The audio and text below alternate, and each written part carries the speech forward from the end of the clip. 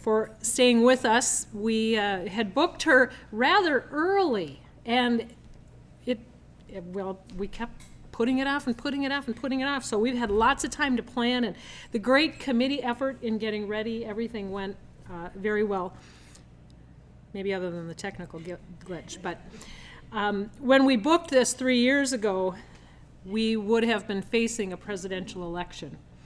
I think with the current state of affairs, we still have a very timely topic.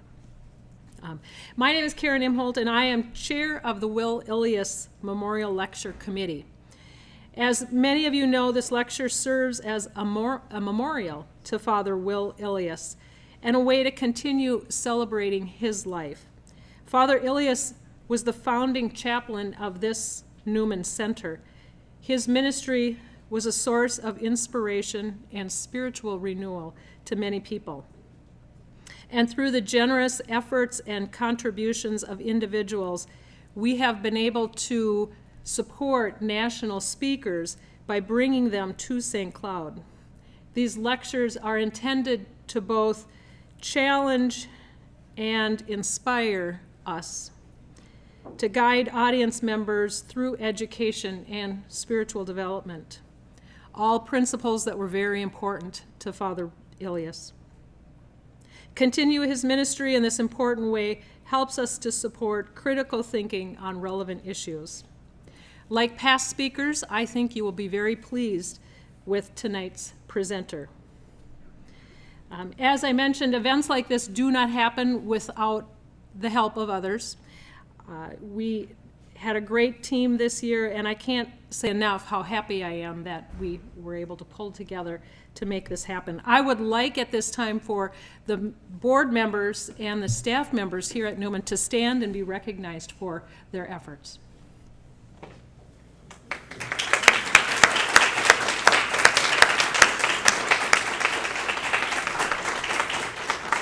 And now I would like to invite Sister Michelle Lallier to begin with a prayer.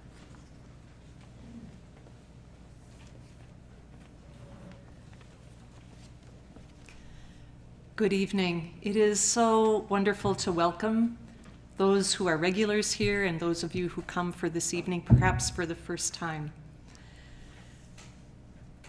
There's so much happening in our world, and immigration and the topic of kinship relates not only crossing borders of countries, but also this reality we have of a current war going on in the Ukraine.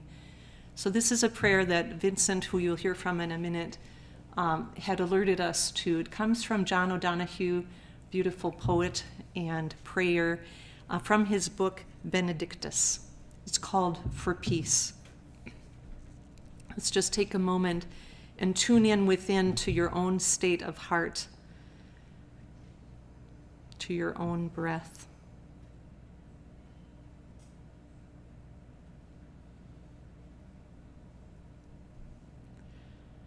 As the fever of day calms toward twilight, may all that is strained in us come to ease.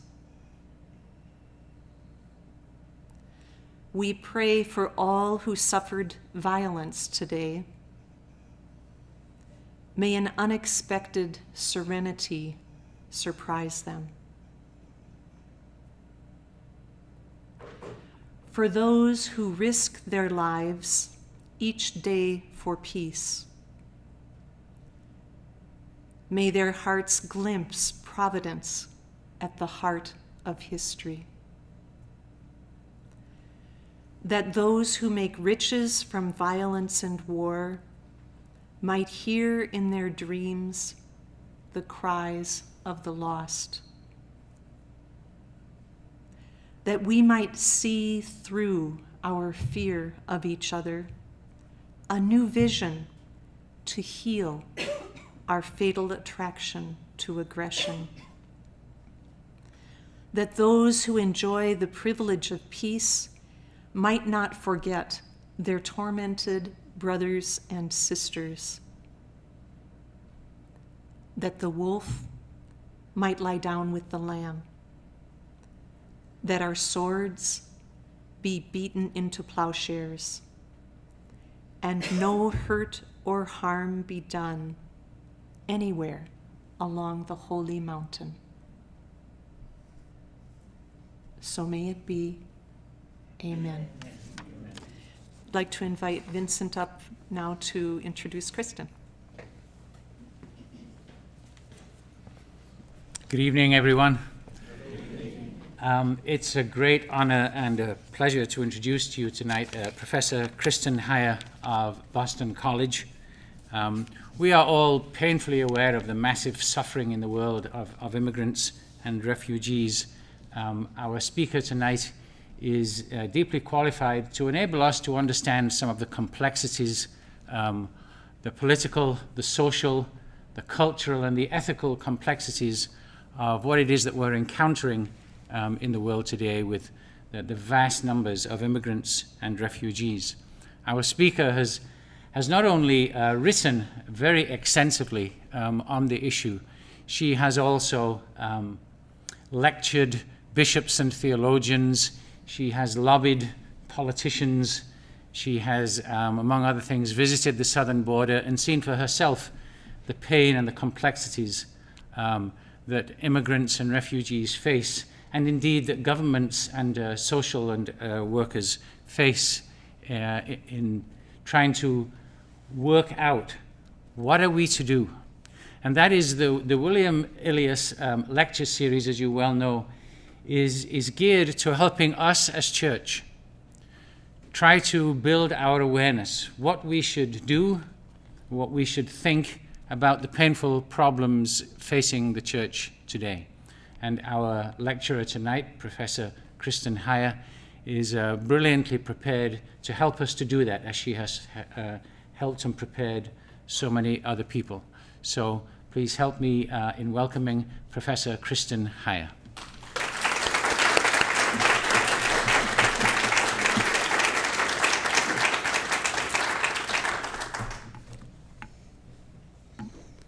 Thanks so much. Thanks, Vincent and Karen and Michelle and the entire Memorial Committee.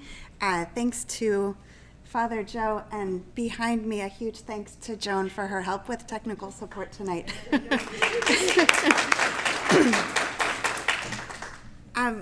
Given your illustrious list of past speakers, I really am quite honored to be with you this evening, and I appreciate your patience over 2 years with COVID delays. It's a pleasure to finally be back in Minnesota.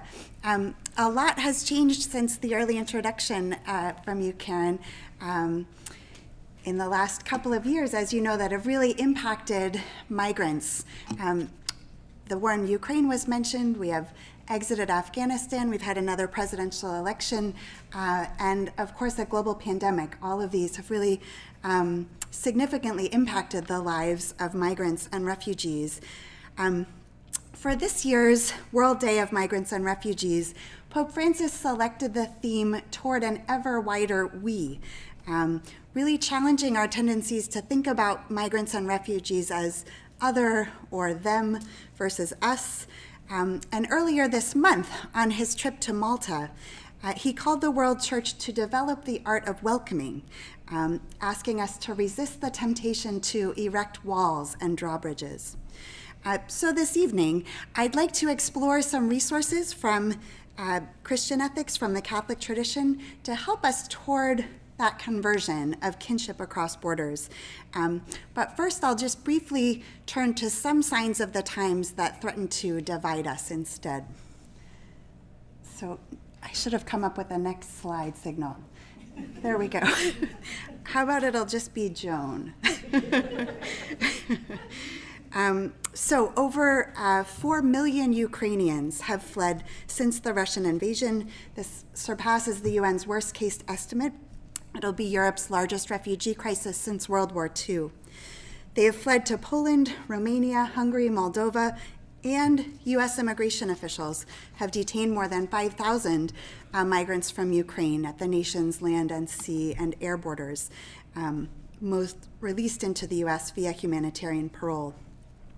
Since September, the U.S. has admitted 76,000 Afghan refugees under Operation Allies Welcome.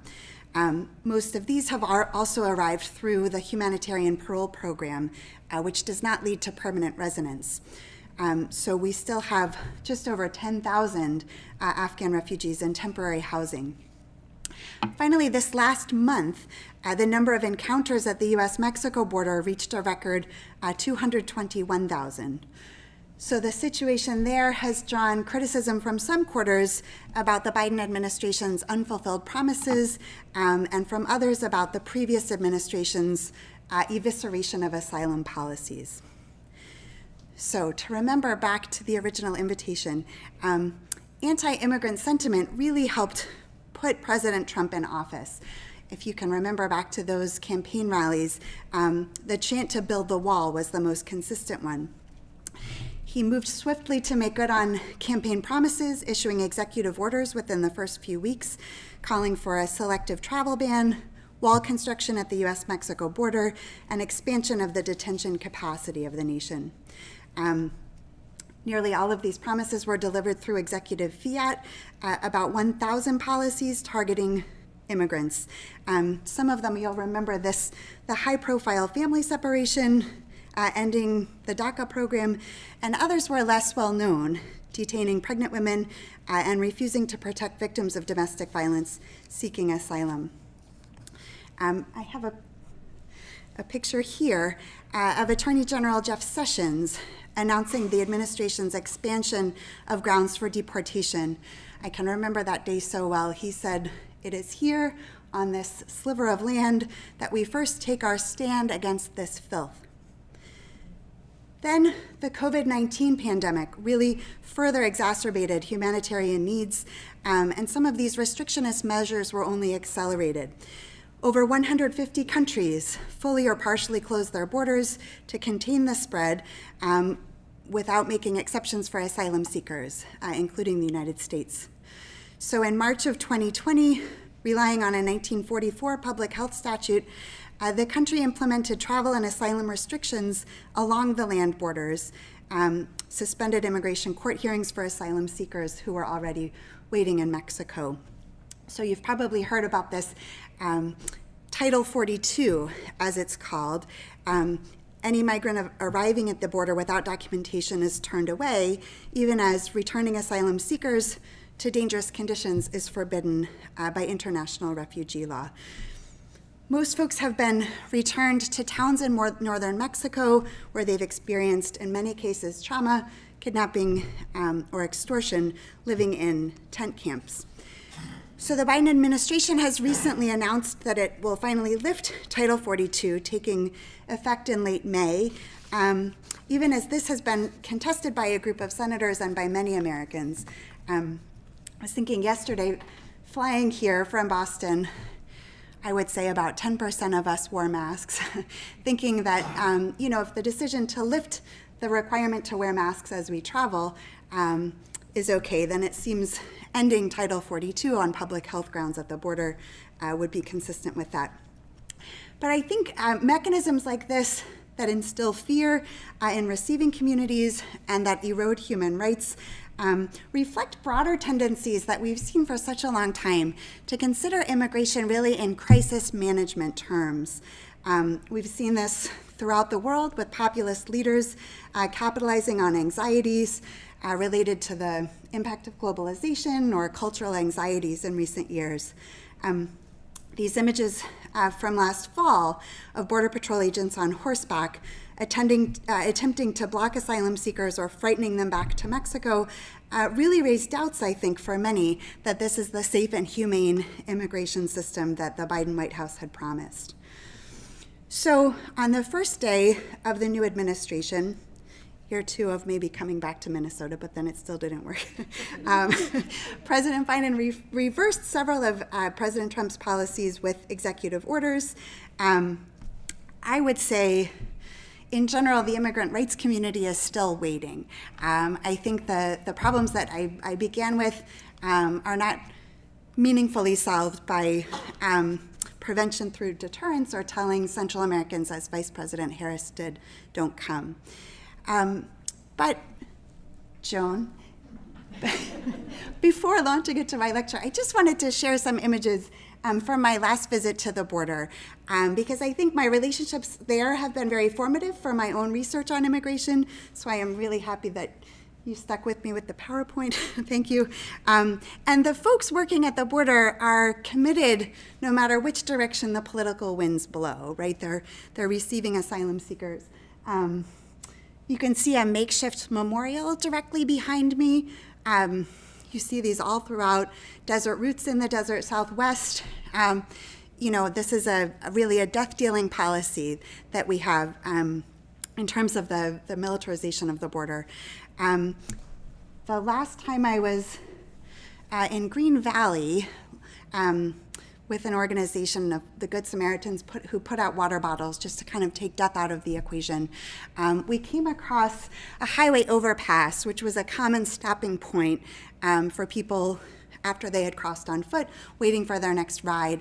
And I looked underneath in the tunnel there. You can see the message that reading White Pride just upon arrival in the United States would certainly send. And then finally at the bottom is a picture at the Comedor, a shelter from the binational Kino Border Initiative.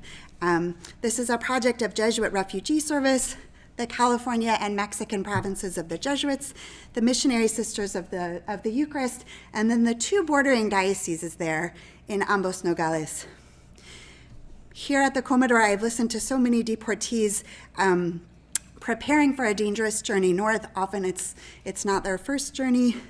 A few months ago, KBI profiled Mauricio, who had left his hometown in Quetzaltenango, Guatemala, for economic opportunity after his home had been ravaged by hurricanes and by COVID.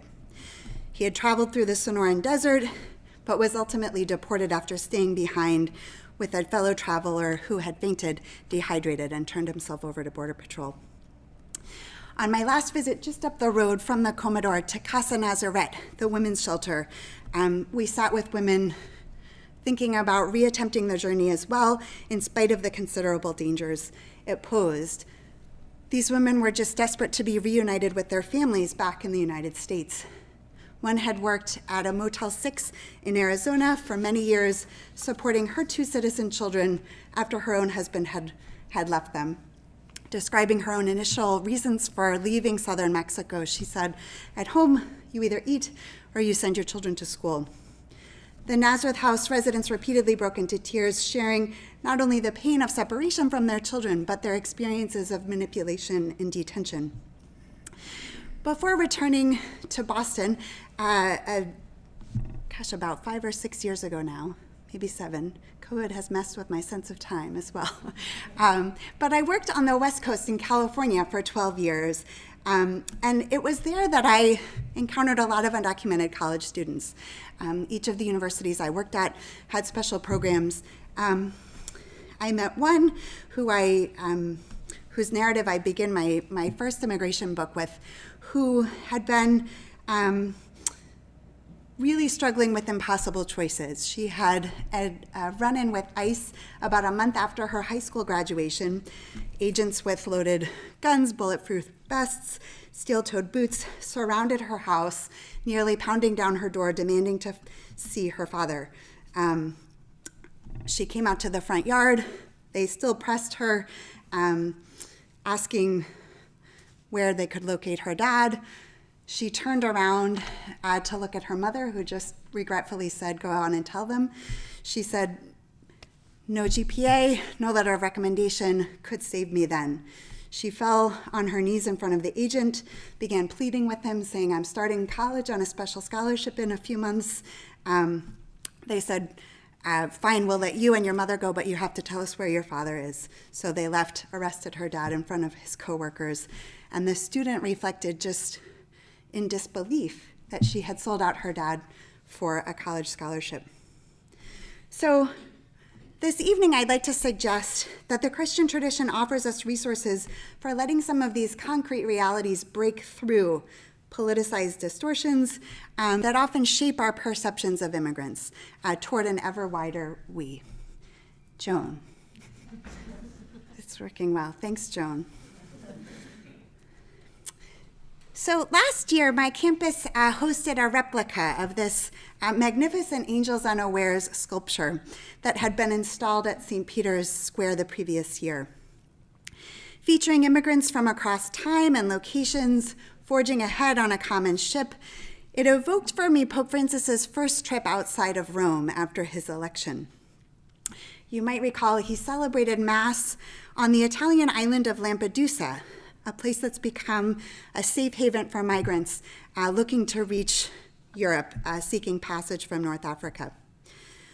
Prior to making any public statement, he blessed and tossed a wreath of flowers into the sea, commemorating the nearly 20,000 Africans who had died over the previous 25 years, trying to reach new life in Europe. The Pope celebrated Mass within sight of this graveyard of wrecks, where fishing boats carrying asylum seekers end up after they drift ashore. So reminders that Lampedusa is synonymous with these dangerous attempts abounded. The altar was built over a small boat, the lectern and chalice carved from the wood of shipwrecked boats. And the Pope lamented in his homily our globalization of indifference, our indifference to the plight of all of these vulnerable brothers and sisters, calling it our anesthesia of the heart. And in his recent encyclical, Fratelli Tutti, Pope Francis again draws our attention to these broader forces impacting so many on the move today. He really expands the migration question there to consider populist discourse, neoliberal economics, virulent individualism. For me, this offers a really welcome reorientation beyond discussions that often just focus on border crossers or states' rights alone, much like his attention to sinful indifference did on Lampedusa. I think attending to these broader emphases reveals how barriers to reception are not limited to border walls or refugee policies alone, but they really include our tendencies toward isolationism or populist ideologies. We've seen in recent years a rise in nativist populism, fueled, as I was saying, by anxieties about globalization. And I think in our nation, these continue too often to play out in terms of politics of exclusion. Joan. Thank you. I think here, our immigration debates have long been framed by narratives emphasizing security threats and social costs, despite our rhetoric about hospitality and liberty. The last administration's Executive Actions 400 executive actions on immigration to ostensibly make America safe again followed from its law and order mantle. At the same time, studies regularly indicate higher rates of immigration correlate with lower rates of violent and property crime. I think the rule of law rightly occupies a privileged place in the United States, yet a lack of accountability that often mark Border Patrol procedures and a lack of due process that we afford immigrant detainees belie this rationale. Often, moreover, many immigrants, like those from the Northern Triangle countries in Central America, are often fleeing precisely violence with impunity, right? Some of the countries with the highest homicide rates per capita. So the threat driving many migrants is precisely the lack of rule of law at home. In the past year alone, an estimated 20,000 have fled Michoacan in western Mexico due to increasing violence and warlike conditions. I think in so many places, violence has become a means for power grabs and resource extraction with little consequence due to broken justice systems. I think a second populist script casts newcomers as economic threats, and we see this perception fueled particularly in times of economic downturn. So beyond studies that show immigrant laborers provide a net benefit to the U.S. economy, the detention industry profits from irregular migrants, confounding this economic threat frame. So the multi-billion-dollar transnational immigrant industrial complex raises, I think, serious questions about financial stakes in a broken immigration system, diminished public oversight, accountability. President Biden's executive order last March that phases out the use of private prisons in other areas of the U.S. justice system does not include immigration detention centers. Human rights groups continue to call on him to honor his campaign promised to shut down these privately run facilities as well. And then finally, tapping into anti-immigrant sentiment provokes the demonization of racial and ethnic and religious minorities. Representations of the outsider as a social menace signal the function of racism and xenophobia in the national imaginary. So when we see images of portrayals of a dangerously porous border or public charges, these have long shaped our collective imagination. As Bishop Mark Seitz of El Paso has put it, the border wall merges nationalistic vanities with racial projects. I was thinking during the prayer about Ukraine, which the conflict there is issuing so many needy and deserving refugees, and yet I'm noticing a lot of the coverage calling them real refugees, or they're just like us in terms of the racialized dimension of this. So I think some of these fear-mongering scripts that consolidate power make people more susceptible to a crisis management approach. And I would say they also cultivate an ever more narrow we. The other thing these, I would say, diversionary tactics do is ignore the structural relationships that drive migration. So reducing the question to border crossers in the Mediterranean or the Arizona desert eclipses transnational actors from view, much less blame. It refuses to consider those responsible for push factors like violent conflict, climate change, or economic instability. Also, the fear of difference is relatively easy to mass market. It shapes our imagination in powerful ways. I think personal encounters with migrants or evocative artwork like Angels Unawares can help begin to unmask those operative narratives. And whereas Christian migration ethics often emphasizes the humanity of migrants in this vein, I'd like to emphasize tonight renewed attention to these more social dimensions. Joan, she's very good at this. I fear I've taken up your next hour. I'm going to try to cut as I go. Okay, so just briefly, Christian immigration ethics. Drawing on traditions of biblical hospitality, social doctrine, and human rights, Christian migration ethics focuses on the plight and agency of migrants and our duties of reception. The story of the Jewish and Christian pilgrim communities is one of migration, diaspora, and the call to live accordingly. Indeed, after the commandment to worship one God, no moral imperative is repeated more frequently in the Hebrew scriptures than this command to care for the stranger. Despite often convenient amnesia in our own nation of immigrants, it was Israel's own bitter experience of displacement that undergirds this ethic of just compassion toward outsiders. You shall not wrong or oppress an alien, for you are aliens in the land of Egypt. When Joseph, Mary, and Jesus flee to Egypt, the emigre Holy Family becomes the archetype for every refugee family. Jesus' praxis of hospitality to outsiders recurs throughout the gospel texts. In the Catholic tradition, immigration directives are not only rooted in these biblical injunctions to welcome the stranger, but also in long-standing social teachings on universal human rights and an understanding of the political community as oriented to serve the common good. So, its principles of migration ethics, you may already know this, but in a nutshell, protect the right not to have to migrate. So first is the right to fulfill one's rights in your nation of origin, in your homeland. But then the tradition also protects the right to migrate if you cannot support yourself or your family in your country of origin. So it protects freedom from credible fears. It protects freedom from extreme want. Pope Francis, I have been pleased to see, really emphasizes the social understanding of how the goods of the earth belong to everyone, and therefore constraints on market freedom, especially most recently in Fratelli Tutti.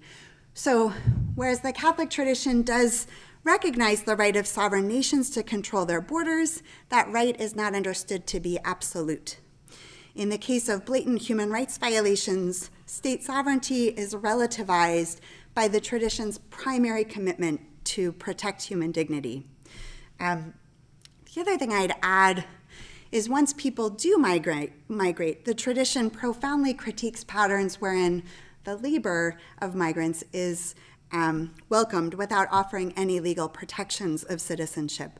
In terms of Catholic teaching, this harms not only human dignity, but the common good. It really risks the creation of a permanent underclass. So, in the doctrinal body of migration teaching, we have protections both of the right to remain and the right to migrate. Joan. Great. I would say the tradition's defense of these rights is rooted in a social vision that contests both dehumanizing exploitation as well as, I think, too often these individualistic frameworks in migration matters. So Fratelli Tutti, this recent encyclical, really centers this vision. The inherently social nature of the person and their fulfillment figure prominently. There's reminders throughout the encyclical of how fundamentally we belong to one another, how we really survive and thrive only in relationship. And I think Francis sees that as the antidote to individualism, a harmful individualism. So conditions that perpetuate family separation undermine this vision of human subjectivity. I think the social emphases also ground the Pope's critiques of structures that push and pull migrants across borders, like pawns on a chessboard, as he's put it. Whether he's critiquing economic models or aggressive modes of international relations. So the global scope of this common good really demands structures that foster the development of the human family across borders. I think this also breaks open the immigration question to look at what forces, what relationships, what policies are leading to migration. Dynamics of employer recruitment tend to be shaped by prior bonds of colonialism, military invasions, or economic relationships. So I almost never hear this in the US context, but if we think about the ongoing legacy of 19th and 20th century US foreign policy and economic strategies, these have directly generated migrant flows to the United States. So in light of looking in terms of more of a structural accountability, some scholars have proposed an instability tax be levied on destabilizing entities, whether private or government entities that produce migrants and refugees. So whether hedge funds profiting from commodity trading in African minerals or weapons manufacturers profiting from selling arms to the Middle East, we have many examples of multinationals degrading or destabilizing underdeveloped nations. Another proposal would be to have nations really consider their own moral proximity to harm. So if they have benefited economically from former colonies or have histories of military involvement, understanding a special obligation to receive people in flight. I think right now this is particularly relevant as Afghan refugees test a refugee system that was really largely dismantled in the last administration. So becoming a neighbor to the migrant through this more social vision of the good, I would say shifts our responsibilities to ones of justice rather than just hospitality or charity. Again, I think this is important given the role many receiving nations have played contributing to irregular migration. The last thing I just want to highlight is this concept of social sin. I just put 2 kids through reconciliation in our parish in recent years, and there's really typically a focus on a laundry list of personal sins. I think the Christian tradition also has great resources in this concept of social sin. I think social sin helps us connect harmful structures, so unjust policies, with really harmful attitudes and cultural ideologies.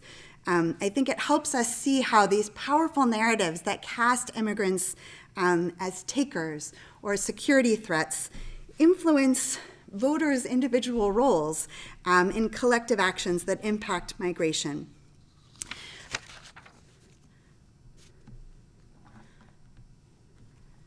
Pope Francis emphasizes this a lot in Fratelli Tutti as well, in my view, more than any of his predecessors.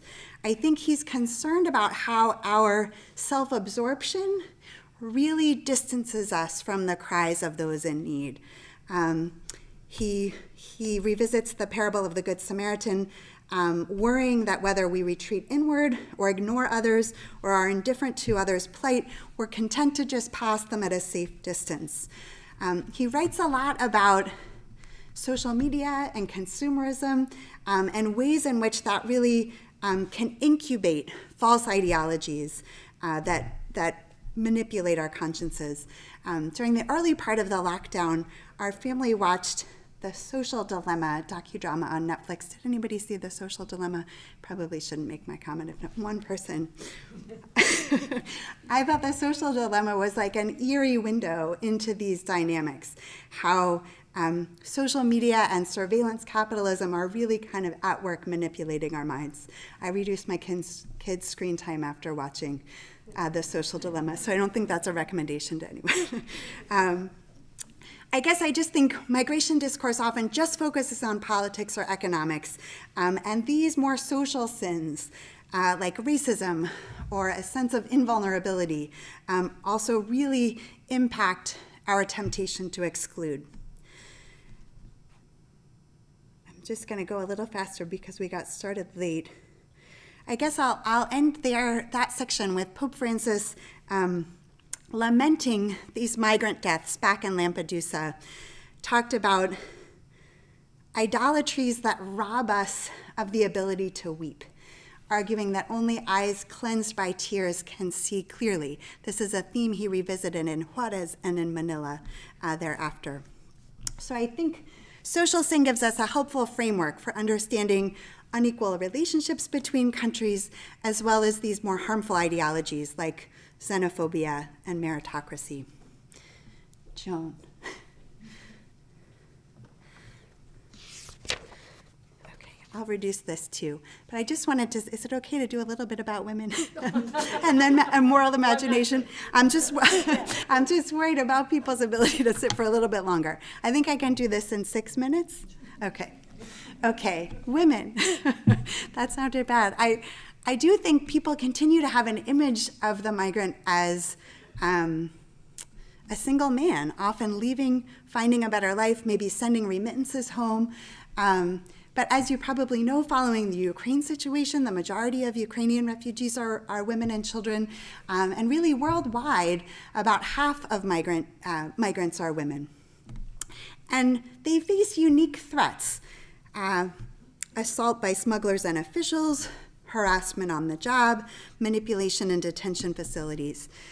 Migrant women are less qualified for employment-based immigration than are men, and so the majority of migrant women typically work in the informal sector of society, whereas undocumented immigrants earn lower wages than citizens in the same jobs. Women routinely earn less than their male counterparts.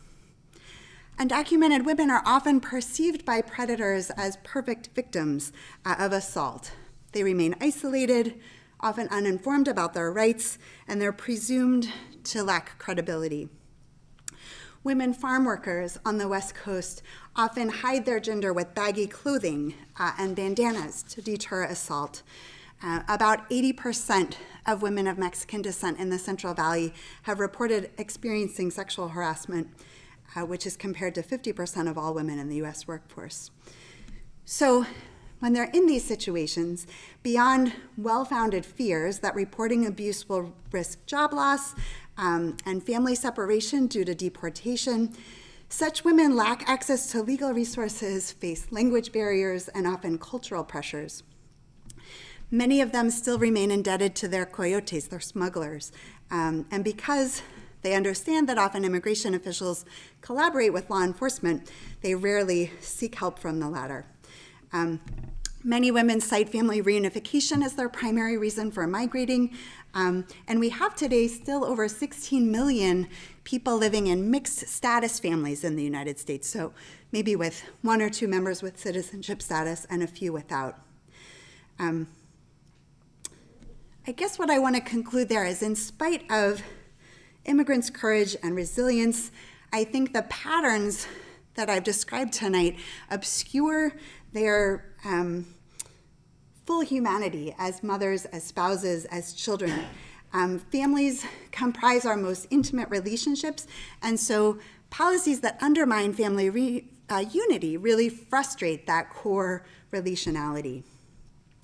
Beyond its critique of economic idolatry, the sanctity and social mission of the family indicate how conditions that perpetuate that separation really harm the common good.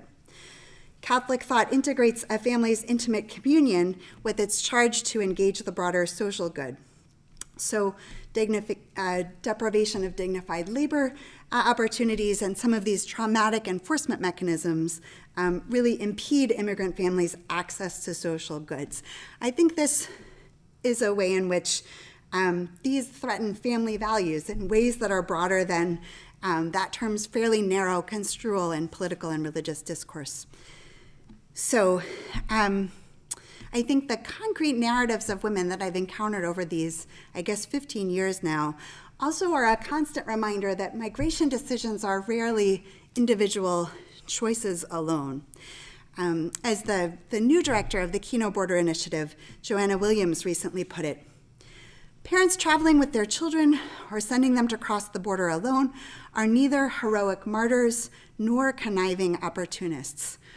So a migrant woman's heart-wrenching decision to abandon her children for better long-term prospects, to work without documents, all of these occur within constrained social contexts. I think these complex experiences highlight the inadequacy of approaches that typically flatly criminalize migrants. We hear this all the time. What part of illegal don't you understand? Joan. So in light of these complex influences on migrants' decisions, I think formulating human rights arguments is necessary but insufficient. The bronze and the clay of Angels Unawares can help counter the collective delusion that we are not responsible. Sculptor Timothy Schmaltz incorporates Muslims escaping Syria, besides Jews escaping Nazi Germany, beside an Irish boy escaping the potato famine. One, it really seems to me up close, could be an Eritrean attempting Lampedusa. When I took my students to see the sculpture on campus last fall, several of them instantly recognized their own family histories. It was really an identification with their own identities, their very identities. And I think, like art, religious practices, religious narratives, and symbols hold potential to reshape moral imagination. We know many religious institutions offer sanctuary, offer education to immigrants, are engaged in community organizing. But I think calling attention to this formation task, which is distinct from outreach or advocacy, can help expand these efforts. In this book pictured here, There Goes the Neighborhood, Ali Noorani captures the unexpected nature of the challenge that immigrant activists faced each time the DREAM Act has dashed in Congress. Most have waged a political battle attempting to change minds with data, and have neglected to appreciate that the country is continuing to have a cultural debate about values and about identity. So Noorani, who's a first-generation Pakistani American raised in Santa Cruz, crisscrossed the country, interviewing Baptist peach farmers in South Carolina, sheriffs in Utah, businessmen in Texas, seeking to forge common ground on immigration. He writes, "We need to be able to meet people where they are, but not leave them there." And I think the need in this country to rebuild public trust and a shared sense of community cannot be underestimated. So renewing moral imagination is not unconnected to getting comprehensive immigration reform or advancing structural change, I think, as the dynamics of social sin reveal in shadow. But changing hearts and minds toward an ever wider, we may simply begin with risking sharing our stories. So in this vein, I was going to try to share the narrative of a graduate of one of my former universities, Santa Clara. But Joan, if that link doesn't work, I have it on my computer too. Does that hyperlink work for you at the bottom? I also have the text to just read if technology fails. Can we just plug yours in? I can just play it from here, if that works. I just have it queued up in case. Oh, she does We had too. to decide whether we were going north or south.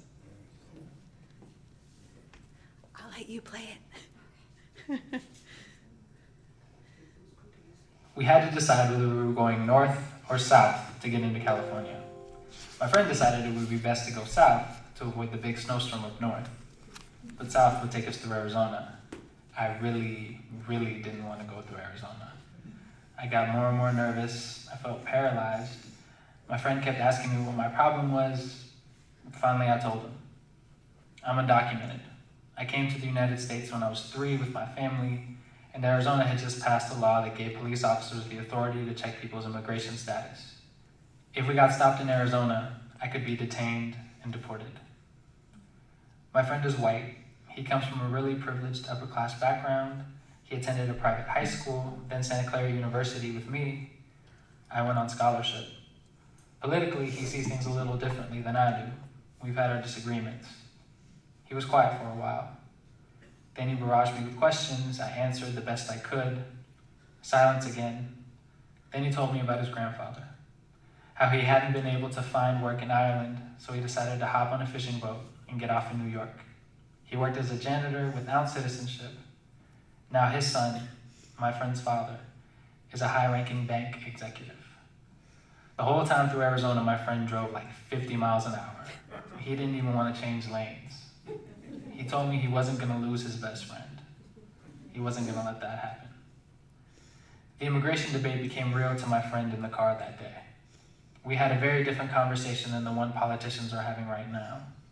The minute actual undocumented immigrants are included, the conversation always changes. Now I'm completely open about my status. I'm still afraid, conversations don't always go well, and it's always a risk. But as long as I remain in the shadows, I will never really get to know you, and you'll never really know me.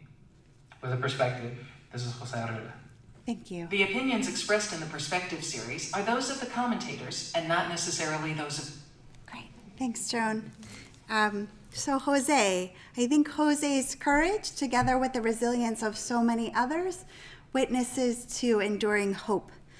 Christians are called to live in anticipation of a new heaven and a new earth and cooperate with the abundance of life already inaugurated. Our pandemic experiences of shared yet differential vulnerability call us to sustained kinship with those on the move. For justice requires that we develop antibodies of solidarity to counter the harm that borders wreak. Thanks very much.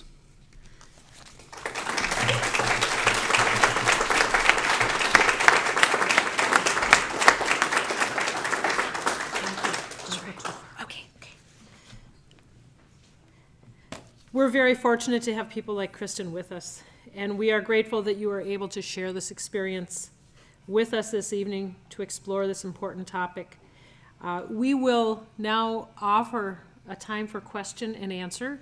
We have 2 people walking around with microphones that will take your questions. And just a reminder, Kristen, if you would repeat the question. Thank you for the reminder. Good question. You mentioned briefly, like just a little bit, about climate change. Yes. What do you see as the primary motivator for people to migrate? I think we do have increasing, I'm sorry, the question is, I already forgot to repeat the question. I'm sorry. The question for those who may be tuning in is about climate refugees or climate change, yes? You're right, I mentioned it only too briefly. I think we are seeing increase by leaps and bounds climate refugees, right? People whose homes are really no longer habitable due, again, to the differential impact that largely nations in the north, in terms of our fuel consumption, in terms of our waste, have disproportionately impacted. I think the other thing we're seeing is climate change root causes be masked by the more proximate reason for the move. So perhaps harmful techniques, slash and burn farming, has meant people have moved from rural areas that have traditionally supported family living, supported agricultural labor, are moving to cities. We see more overcrowding, and then we see violence.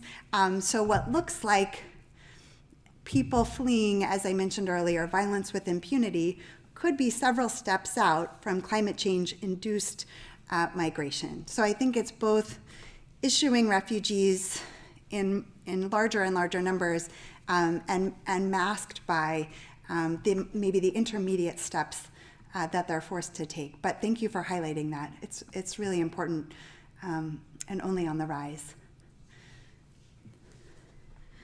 Kristen, thanks for your fabulous lecture.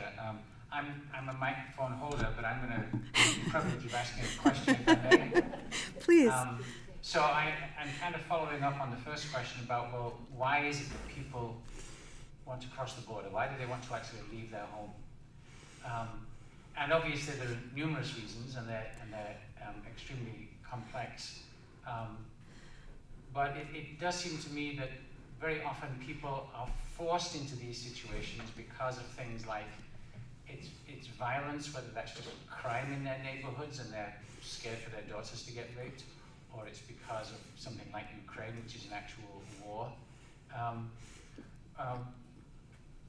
Would you say that it's a matter of parents trying to save their children, and of, for that matter, of course, people trying to save themselves, but that are causing people really to do things which are so desperate? Because, of course, when they cross the deserts, for instance, they're taking their lives and the lives of their children at risk. Right. So could you expand a little bit more on what is it that drives people to take such drastic measures and leave a country? Sure. Thank you very much for the question. I agree that it's largely the case of forced and desperate migration, not people, in most cases, deciding to go for a relatively better standard of living.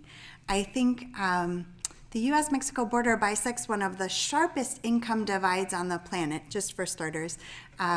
So I do think you have certainly people in countries of the world who don't even have the possibility of moving across borders. But you do have a large swath of people, for reasons you all have mentioned, climate refugees, economic distress, increasingly violence, violence with impunity, places where, parents are afraid of their male children being jumped into gangs, because that's really the only possibility in terms of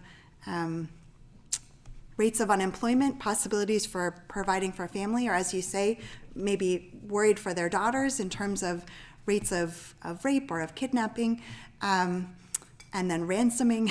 I think even when I started work on migration, crossing the border even was more of a mom and pop business, if I could put it that way. And now you have these transnational gangs that have taken over smuggling, which is far more lucrative than just taking drugs over a border, because you can then call the person's family and say, as it happens, now we need X more dollars than we agreed to. and kind of extortion in that way is rampant. So I have yet to meet a migrant in my work at the border or with students elsewhere in the States or with work in Europe who was a migrant by choice. So I worry that that is sometimes a misconception. I think we can have really important conversations about where local resources are overburdened, how taxation works, how the federal government receives funds, how false social security numbers work, how we could better meet the needs of border communities. But I do think it's quite a misconception to think that this is a matter of choice in any meaningful sense of the word. That was a long, rambling answer. Thank you. Thank you.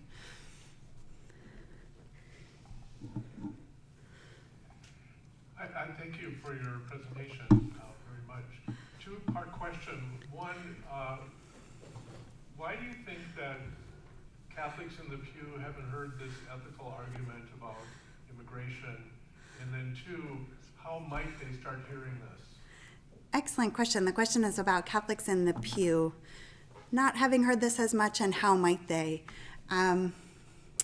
So the Keno Border Initiative that I mentioned at the outset, just a quick origin story, and I promise it will help answer part one. The Jesuits in California, so a religious order, they had a West Coast province, were asked simply, could you send a priest to Phoenix? Like, could you staff one of our parishes?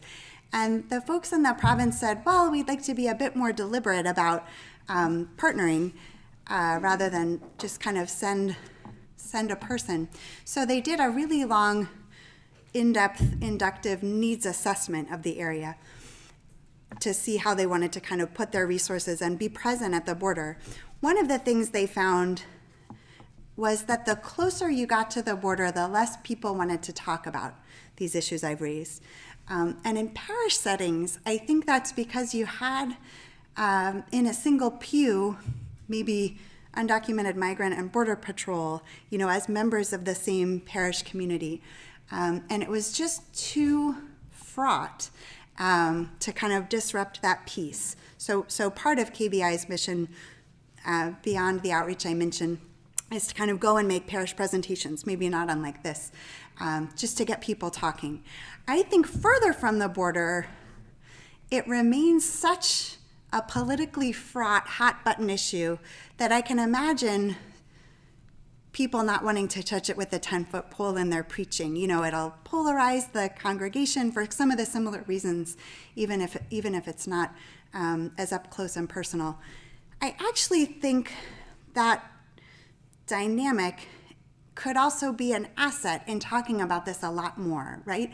Because parish communities are one of the few places in the U.S. that isn't kind of polarized into like-minded pockets, only listening to their own news feeds, confirming their own opinions. I really think parishes could be places first to learn, also to humanize. I mean, the language in the media of onslaught, or what will happen when 42 is lifted, hordes or swarms, just really ugly rhetoric that shapes people's perceptions. I wonder if parish outreach efforts could help with that. I had a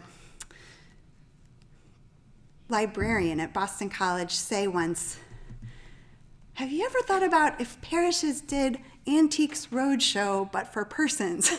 I don't know if people are familiar with Antiques Roadshow, but she said instead of bringing their antique for appraisal, we all brought our own immigration stories. I do this with my students, and it's telling. I say, don't find out your genetic history and where your ancestors are technically from. Tell me how your family talks about where you're from. And that can often be quite different. Having students say, well, I have a Mexican side and a Spanish side of my family, but growing up I was told to only talk about the Spanish side of my, it's very telling how we talk even about our origin stories. Or like Jose's roommate realizing, wow, it was really only 2 generations ago that I was in this exact same boat. I think that could help. I haven't heard many homilies on immigration, but I was thinking of one exception is a project called Catholic Women Preach. I don't know if anybody's familiar with this, but it's a weekly resource. And I have heard so many homilies on immigration through that resource. So there's great examples available, but I do think it continues to be a politically fraught issue that's not focused on that much. I think the USCCB, the Bishops' Conference, does send up letters critiquing the family separation policy, but I don't know that it's really been a focus of its public mission in the way that could galvanize, as you say, people in the pews. Thank you.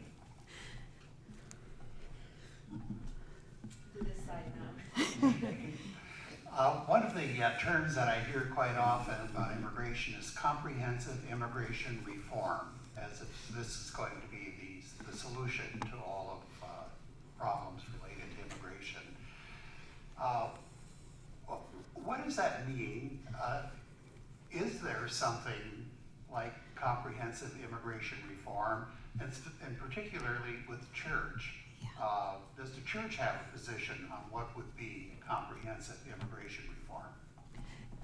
Great question. The question was about comprehensive immigration reform and what that could mean legislatively and within the church, it sounds like.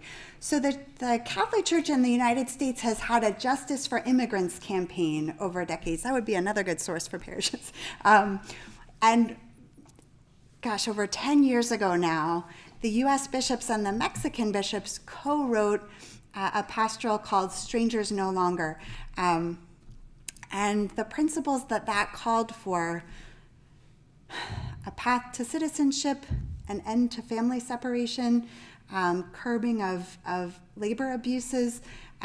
We have seen zero of those over a decade later. We've seen more deportation by attrition strategies that have failed to kind of eliminate a significant undocumented presence. So when legislators or this Catholic Justice for Immigrants campaign talks about comprehensive reform, it's a sense that we have such an outdated visa system that no longer really meets the realities that we face. So there's a visa category for an unskilled non-agricultural laborer that I believe is capped at $5,000 a year. And in the last 10 years, we've typically welcomed about 100,000 laborers in that category. So that's not a slight mismatch, that's an immense mismatch. Family visa categories, we increasingly have young people aging out of their categories because of the backlogs are just so many years. So, or the diversity lottery that's kind of allowing an equal number of visas, no matter the rate of people looking to enter the country. So we've had decades since the last overhaul or comprehensive reform, you might say. The Catholic Justice for Immigrants campaign is often quite worried about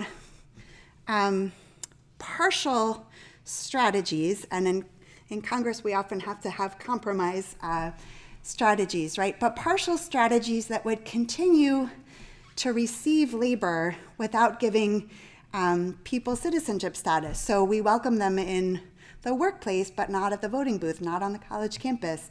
I think a path to citizenship has been central to the church's advocacy over these recent decades.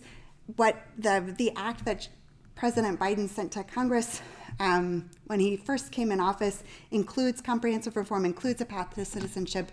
You may remember in the Build Back Better negotiations, the path to citizenship was no longer included over the winter. I really think comprehensive reform has been, again, kind of a third rail issue for politicians, even as I think it has the potential to bring together like labor rights groups, business interests, like some kind of strange bedfellows in a way. I think it actually increases security, not just human rights, but everybody's security to bring a population out of the shadows. So in other words, I think there's a number of strategic arguments that could be made.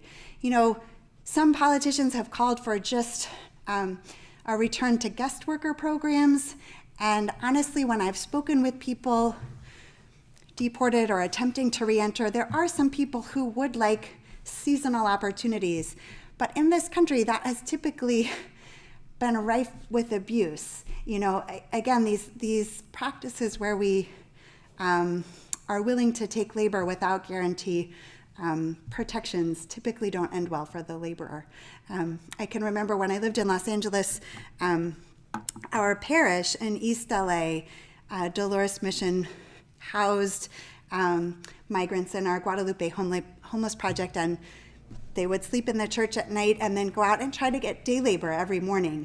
They could come back for a shower and a meal at night.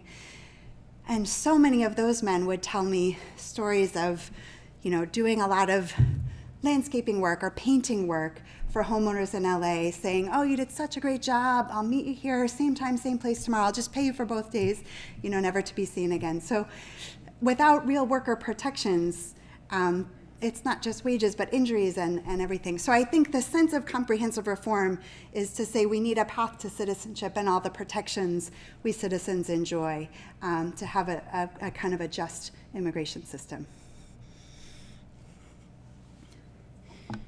You pretty well answered my question. Okay, But, I talked long enough. I'm a politician running for senator Oh, in great. Maryland. And I want you as my political advisor. Then you tell us, what does it take? On this issue, which I really agree with you, Oh, okay. how do I present it to the public to gain majority support? Oh, that's the $1 million question. Can you repeat the question?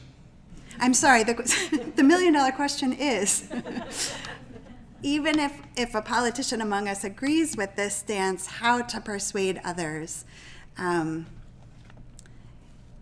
The reason I mentioned fear is so easy to mass market is because I feel that has been the story of immigration reform's failure, at least in my lifetime.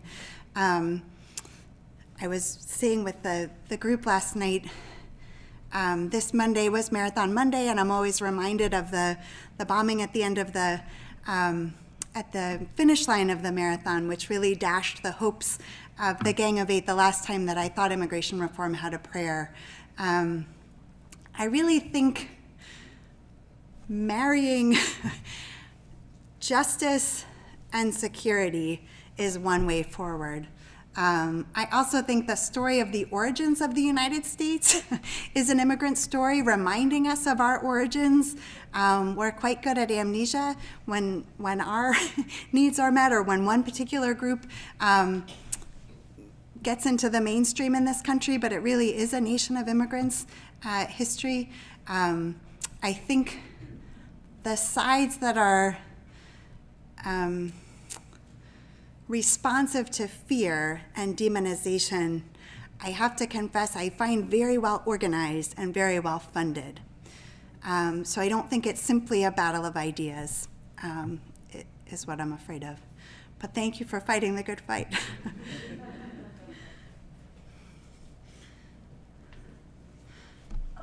Months ago, they had in the news, you saw the conditions of the U.S. border and the Mexican border, and how children were separated from their families, and people were packed into small shelters, with, just inhumane conditions. Have those conditions changed, or why do we not hear about that in the news anymore? Yeah, I think a lot of the most egregious abuse. Oh, I'm sorry. The question is about, I forget every time. The question is about the conditions of detention that were highlighted in the news in the past and that have fallen out of coverage. I think at the beginning of the new administration, I haven't seen these numbers in a while, but there was an effort to begin finding, because not only were families separated, the government lost contact with family members in terms of the efforts to reunify. So I was following the ACLU that had a tracker of these numbers. A lot of those cases, a lot of those families had been reunited. And I don't think you see the most egregious conditions. I don't think I had a picture. Oh, I did have a picture of that in the early slide. As I said, though, I think continuing to have privately held detention facilities for immigrant detention really runs this risk. You know, it's not only big business. I think as people in a democracy, we should be appalled. You know, a lot of these places are like unmarked strip malls. So I think, I don't think we're out of the woods in terms of potential for abuse until we have really no private prisons. I also think, maybe this is something for the Maryland campaign, I also think, you know, private buses and private beds make money. So there's a financial stake in keeping the system broken as long as we're willing to continue. Did you have a question? No. You can, yeah, I'll repeat your question. Oh, you had your hand up earlier. I just want to comment because I have a sister who's deeply involved in Albuquerque, and they have a huge group there that takes care of immigrants. And she went back to college. She's got a master's. She's got all kinds of things, but she went back to school to learn how to help the lawyers because they're so swamped. If some of this paperwork could be thrown out, Yeah. we could maybe have some movement toward more people getting to be citizens. She said it takes up to 10 years to become a citizen. That's nuts. That's plain nuts. Anyway, when I go down there, I work with her. Oh, that's great. And I do go to Honduras every year with a medical team, and I just have to give you this one thing why people leave. This gal I work with is on the Mosquito Coast, and I go twice a year, and we have a team that goes, and it's medical, but we do other things too. But she asked me to stay with her in her place in this town she's in. And when I was there, her best friend and her husband were shot right on the street during the day because he said something on the news. He was a newscaster about the narcos. Mm-hmm. Now, you know who rules those cities, mm-hmm. those places. I mean, it's like scary. Yeah. And she was just beside herself. This is her best friend down there. Mm-hmm. And here she was shot in the middle of it. So when you see people coming and they say, if I don't go, the narcos told me they'd shoot my son. Mm-hmm. Well, then you're certainly going to take your son and go. Yeah. You know, so unless, I said, I wish everybody could go down there. I've gone down there for about 25 times. I just think, if everybody could just go to one of these countries once, boy, we'd all get crazy and go for it. Yeah. Do all kinds of things. Sorry, I get a little long. That's okay. Thank you for sharing. Yeah, I'm so sorry to hear about your friend. But I do think a few weeks ago, President Biden issued one shift with the priorities of these backlogs. So if people aren't posing a threat in terms of public safety, that paperwork could be thrown out. I do think we've found a way to fast track deportations in the past. We can certainly find ways to streamline, as you say, the lengthy process on the other side. You had your hand up for a long time. I just wanted to go.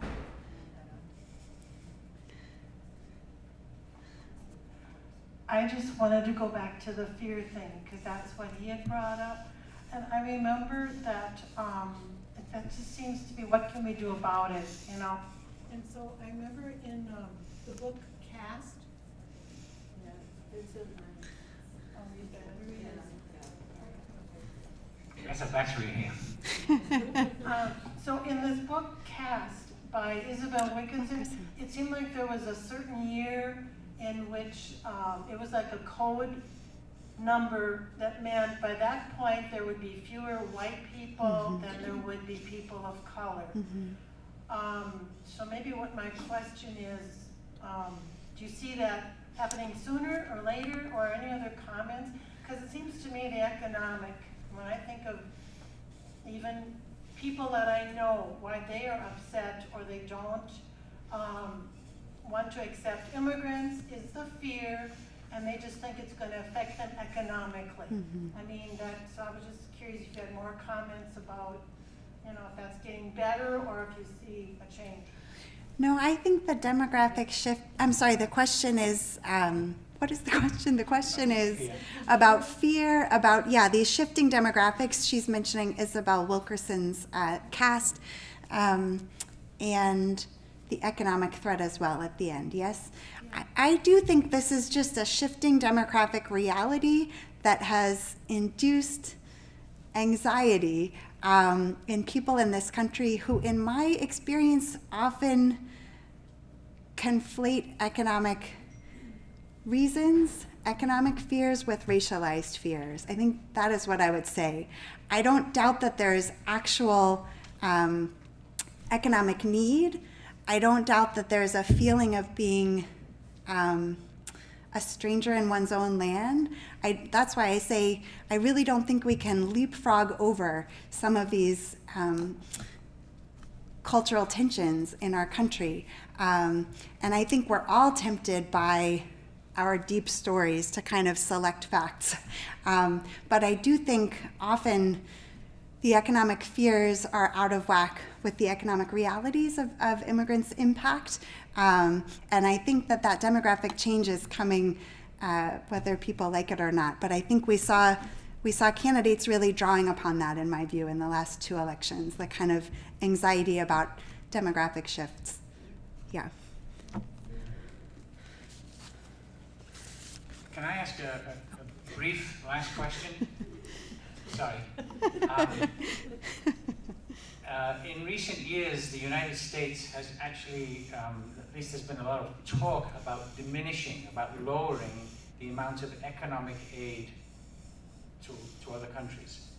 And what that sometimes meant is that less economic aid has increased the amount of stress, and therefore has led to more violence, crime, and therefore the greater need for people to move out of their neighborhoods. And so, in the case of many countries of South America, they head north. Right. Would it be wise for the United States, and for that matter European countries, to invest more in countries of need so that they can actually help people fulfill their goals in their own countries? Yeah, the question is about reducing international aid actually contributing to push factors for migrants. I agree with you. I also still think countries like the US could simply refrain from opportunistic involvement in other countries that does the same thing. So the checkered history of NAFTA, really wasn't a trade agreement that benefited a couple of countries equally. So I do think we've seen, even apart from shifts to go it alone on the global stage and invest less elsewhere, we've even seen just trade policies and foreign policies that contribute to the problem. But this kind of detention center footage or border crisis footage effectively diverts our attention to this crisis management approach, so we never even ask these good questions about root causes. Thank you.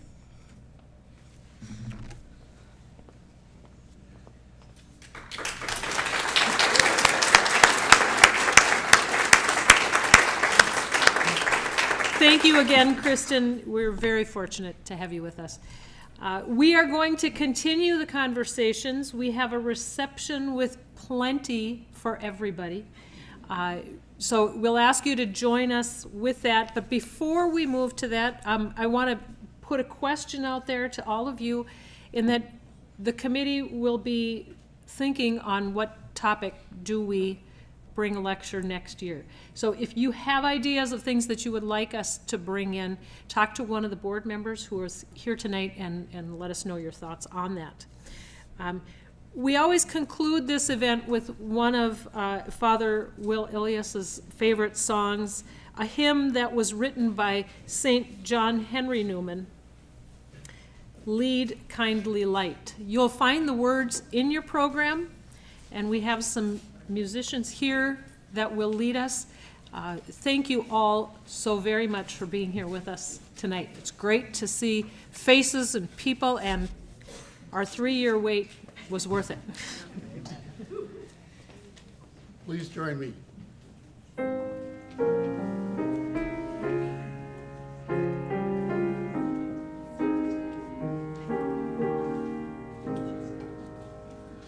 Lead kindly like a maid encircling gloom. Lead thou me on. The night is dark and I am far from home. Lead thou me on. Keep thou my feet. I do not ask to see the distant scene, one step enough for me. I was not ever thus nor prayed that thou shouldst lead me on. I love to choose and see my path, but now lead thou me on. I love the cherished day in spite of fears. Pride rule my will, remember not past years. So long my power bless me, sure it still will lead me on, or more infirm or crag and torrent till the night is gone, and with the morn those angel faces smile.